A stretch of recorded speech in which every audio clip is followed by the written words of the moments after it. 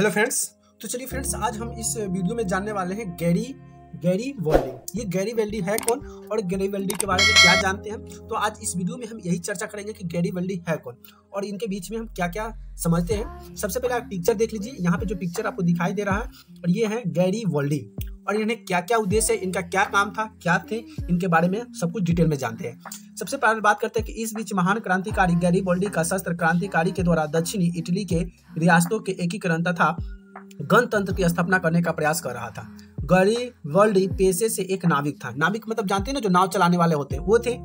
Mazzini के विचारों समर्थन था, परंतु बाद में काबू का प्रभाव में आकर संवैधानिक राजतंत्र का पद पर गए। गैरी वाल्डी ने अपने कर्मचारियों और स्वयंसेवक को शस्त्र सेना बनाई। उसने अपने सैनिकों को लेकर इटली के प्रभाव सिसिली तथा नेपल्स के आक्रमण कर दिया। अब ये नाविक थे, नाव चलाने वाले थे, लेकिन जब इसको नाविक को मेजनी के विचार को जब समर्थन करने लगे तो इनको काबू को प्रभाव में आकर इन्हें राजतंत्र के पक्ष बनाया गया कि आप एक पक्ष बन जाइए।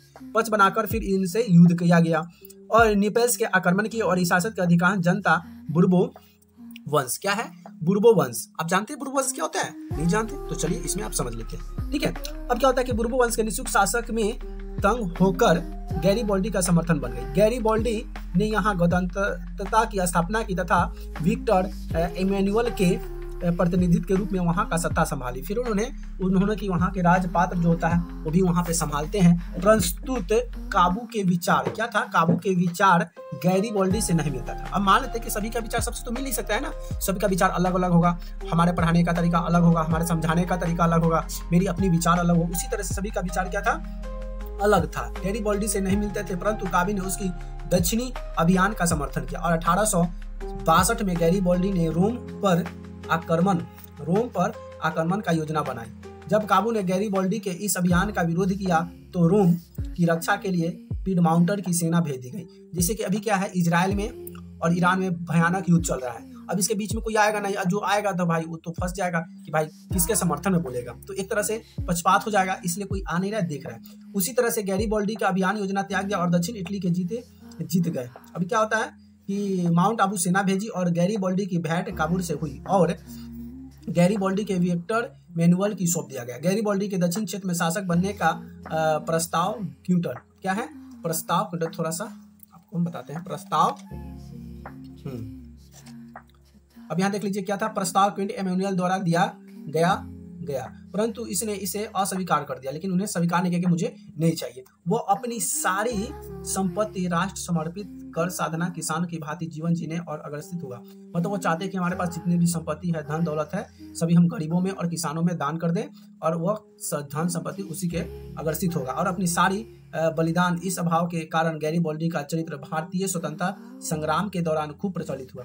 फिर यहाँ पे जो भारत के जो लोग थे, स्वतंत्रता संग्राम जो थे, यहाँ सेनानी लोग थे, वहाँ उसके प्रति खूब प्रचलित किया गया और तथा लाला लाजपत राय ने उनकी जीवनी लिखी। फिर लाला लाजपत राय ने कहते हैं, उनके बारे में बताते हैं कि वे कैसे थे, क्या थे, उनकी जीवनी की कहानी लिखी।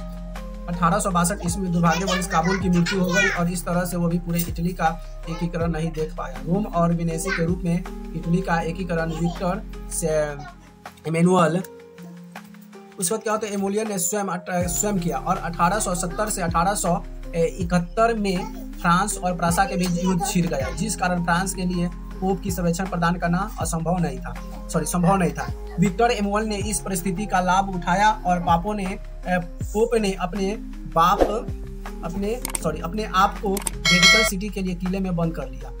इमैनुअल ने पोप के राजमहल को छोड़कर बाकी रोम को इटली में मिला लिया और जितने भी जो पोप के जो राजधानी थे सभी को क्या करता है, पोप में मिला लेता है और अपनी राजधानी बनाई और इस स्थिति को पोप ने तत्कालीन स्वीकार नहीं किया।